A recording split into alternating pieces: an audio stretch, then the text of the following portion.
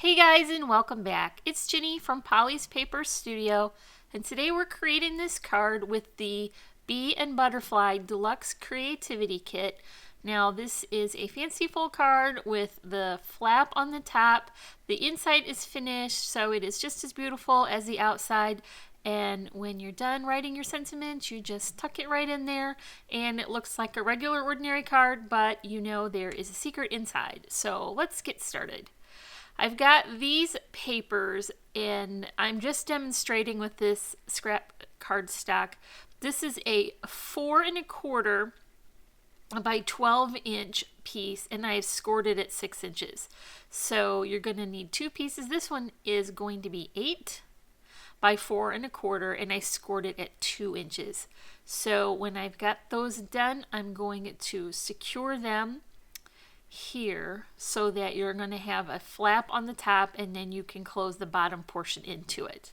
So I've already started with this one, and I've got it assembled just the same way, and it's going to be the base for all the layers. So I'm gonna do the inside first, that way it will be easier to open and not have that big bulky flower. And this is papers from the kit. Now they come in 4 by 6 sheets, so I decided that my card should be 4 1/4 inches wide, and I cut that inside piece down by 1/4 inch so that I would have an even border all the way around. Now I'm going to pick a companion piece for the top, and you can see that I have inked all the edges with a black distress ink so that none of the white core will show. Once I've got that in place, I'm going to move on to the doily, which is just about 4 inches wide, and it will become a nice embellishment for inside the card. I'm using hot glue here, and that turns out to be good because I've forgotten a layer. That happens to all of us. But thankfully I'm able to recover, and it doesn't need to be taken back up. Now I'm gonna just go ahead and finish the top of that flap. This is another scrap from one of the other cards, and it's got a beautiful scripty font sentiment there, and I've got that one cut at 1 3/4 by 4 inches so that I can maintain that border. And now I'm going to come back in with the piece that was left behind, but see how lucky it was going to fit right in there without any trouble. And now this is going to act as a place where you can write a sentiment.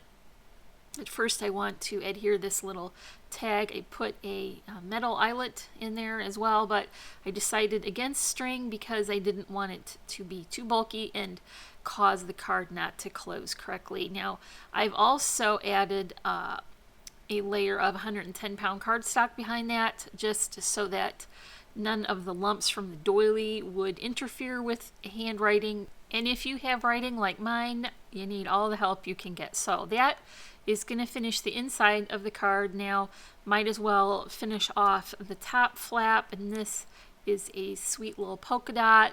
And once again, I have inked all the edges, so none of the core of the paper will show against that black cardstock, and that just gives it a really nice finished look. So now the top flap is done, and we can move on to the front of the card, which will have this beautiful sort of textury looking paper. This is like a vintagey yellow, and I think that really coordinates well with the butterfly image. So once again, I'm just going to center that and adhere it. I'm using a double-sided adhesive tape because I am impatient and I don't like to wait for wet glue. These are going to be the elements that hold the flap down, and I have again used some 110-pound cardstock to line the back of that cardstock because I want it to be very sturdy and hold that flap in place and not get bendy. So I just put a border on that label.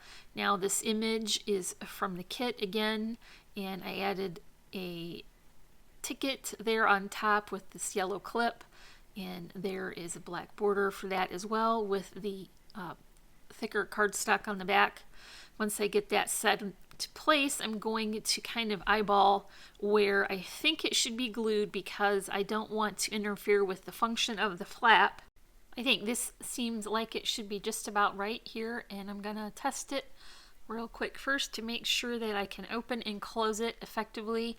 I think if I keep the adhesive below the level of where that sunflower image is, that it will work just fine. So I'm going to attach this right here using hot glue, which I think will be a little bit of a sturdier bond.